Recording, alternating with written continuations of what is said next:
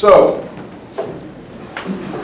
we were talking about the famine relief mission that started in chapter 11 with the prophet, whoever he is, called Agabus, and I don't even think that's a name even in American, and I'm sure it wasn't a name in either Greek, Aramaic, Syriac, or Hebrew, or Latin, but I think it is a garbling of something. You see, that's the weird thing, you know, sometimes these things actually give you an indication, just like the Stephen episode, when we saw the problem in the speech Stephen made concerning the tomb that Abraham bought, and we looked in the Bible, we found actually Abraham bought his tomb in Hebron, but actually it was Jacob who bought the tomb in Shechem. The average person who has no sense of Palestinian geography, which would be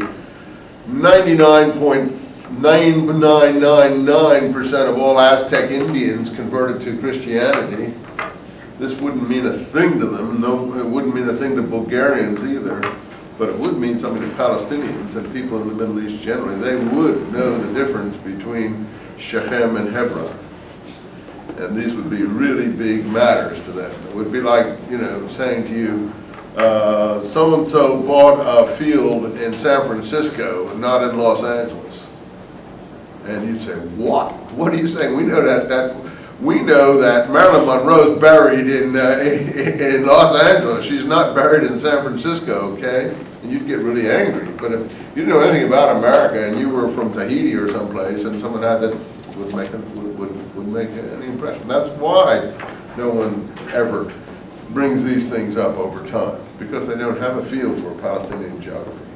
You and I do, because we've been there, but most people haven't been there. So when you look in that and you see, you go and you find out the passage in Joshua where that's mentioned, what the tomb Joshua bought from the sons of Shechem, and so on, where Joseph was ultimately buried, etc. The Israelis and the Palestinians are fighting over it even today. Then you look there, suddenly it's right after a whole long speech by Joshua, and then you see the whole long speech by Joshua to the assembled tribes. Looks almost just like the speech from Stephen in Acts, and then you begin to be curious about what the author was saying. We know we didn't have a tape recorder, so you start to worry about where he got his material, even if you're a believer. You know, this is not unbeliever-believer stuff. This is people who have minds and think, because once you see that error, that hits it. So here's another one. Once you see Agabus, and you see the famine, and you're not terribly convinced there were a lot of prophets in those days running around, despite Monty Python's Life of Brian. How many have seen Life of Brian? Well, if you haven't seen Life of Brian, you will admit that they're missing something, right? I mean, that's a spoof if nothing else. I mean, it's insane, but I mean, it's not something I would like to, you know, recommend for a bedtime story or something. But if you're drunk or something and you want to have a laugh, right? It's good for laughs. Anyway, you know, only something like Life of Brian, I think, would have a lot of these mad prophets running around and so on. And he predicts the famine, and so we go to Josephus and we find that Josephus is talking at this time about the famine relief mission of Helen of Adiabene, Queen Helen. And also we heard from the Eusebius about her husband, or potential husband, as we saw Agabus or Abgarus, and there's the ABG, you know, configuration of letters. You begin to realize that the author of Acts, despite the fact that we understand he's of divine inspiration, is not being so careful about these things, and then you begin to think perhaps he's derived that name from that tradition that he's either remembered or he's playing some little, you know, obscure game with or something like that. So if you're a cynic like me, you think he's playing a game. If you're a kind person, you just think, well, he's working off of oral traditions and it's garbled along the way. In any case, Agabus wasn't a prophet, but we do know that we're going to come on to prophets and teachers of the church in Antioch pretty soon. They come down what's the coming down to Antioch here theme? We're going to have it about 3 or 4 different times. I think you could just compress all the coming down to Antioch things into more or less one coming down to Antioch. I think you'll find that the one real coming down to Antioch will be after the Jerusalem conference in chapter 15. Now you've been reading ahead presumably.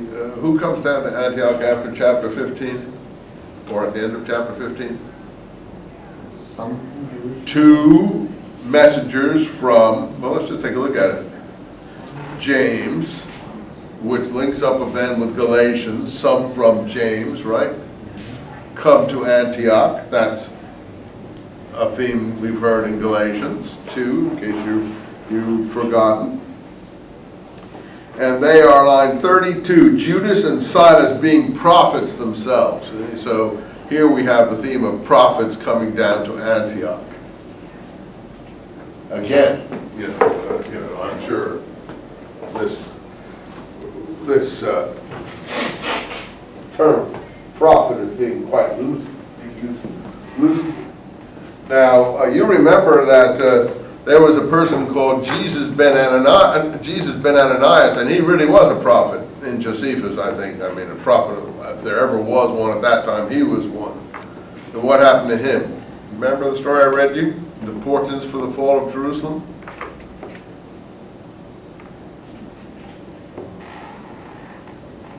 I want you guys to be able to talk to your ministers.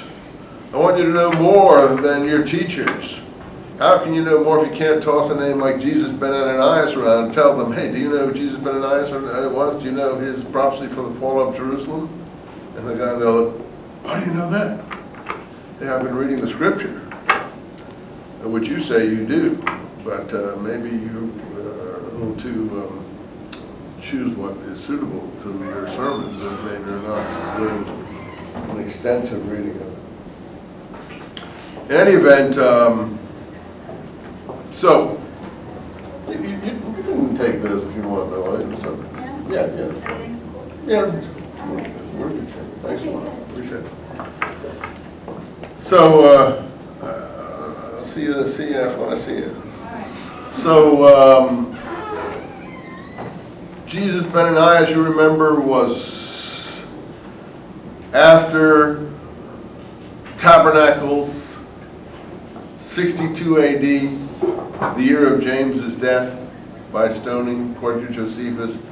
He's crying, Jerusalem is fallen, Jerusalem is fallen. For 7.5 years,